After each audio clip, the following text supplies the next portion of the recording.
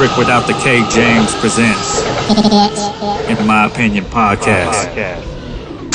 For our next topic, we're going to start with Natalie. Like, there's no sides you have to pick. I'm sorry. All right. On our next topic, we're going to start with Natalie. And the scariest thing about being a parent.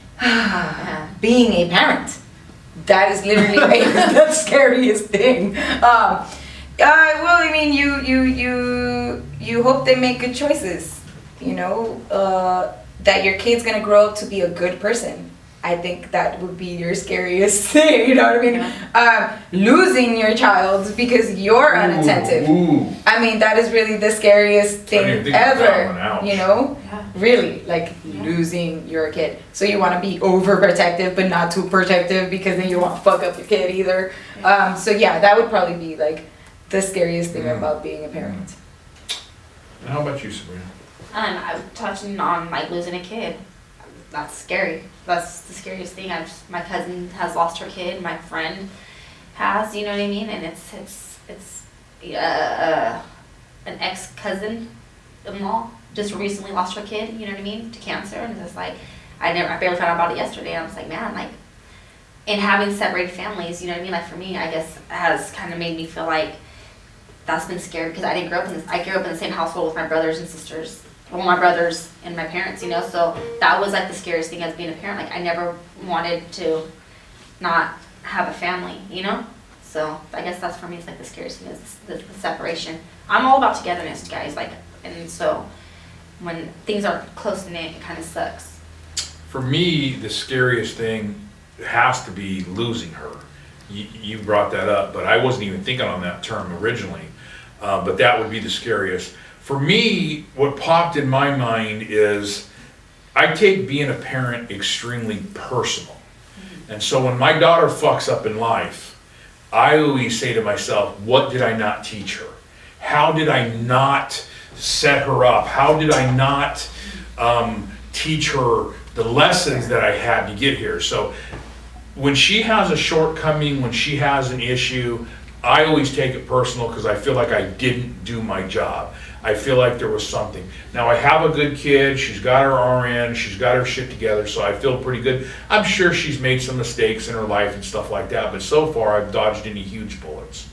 But that would be my thing, is if my kid ever did something that like killed somebody, did something, I don't know, anything like that, it would be like, I would take it personal on the level, what didn't I teach her? How did I not prepare her this? Where did I go wrong? You have two boys, so what's the scariest thing to you about being a parent? Well, I'll touch about, just because it is, losing a kid. I tell people, if I lost one of my kids, I'd mentally stay together for the other kid.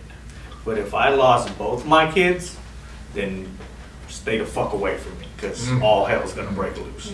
I think the only reason I stay together is for my kids.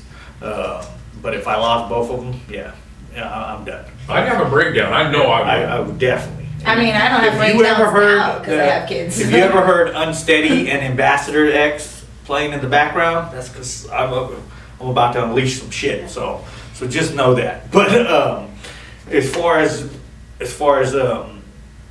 being a parent, I think it's hard. I think the reason I wrote down this question is it's hard living with my 19-year-old son and knowing that at age 7 I got divorced, and it's trying to teach him certain things and trying to guide him to be a better person. Because I think, as we've spoke about it before, Ronnie, is I think the job of a parent is to make sure your kid can make it in life without you, to make sure you raise them well enough to be independent, to take care of their own when you're not here. So that for me is the scariest thing, knowing that dad may not be here one day and I fucked up as a parent because you don't know how to take care of yourself.